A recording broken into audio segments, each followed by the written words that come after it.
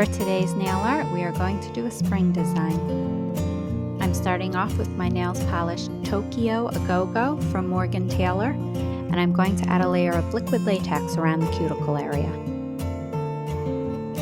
For my background, I'm going to use a floral design from Moyra Stamping Plate 6, and the polish I'm using is Lavender by Kaleidoscope.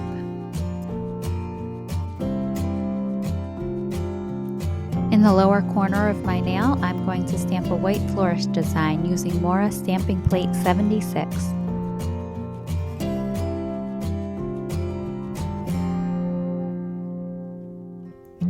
In the opposite corner, I'm going to stamp that same image.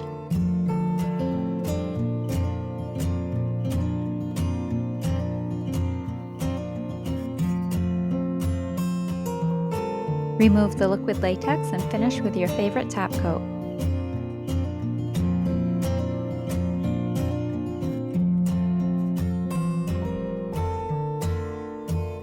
And here's the completed design. Thanks for watching, and don't forget to like and subscribe for more nail art ideas.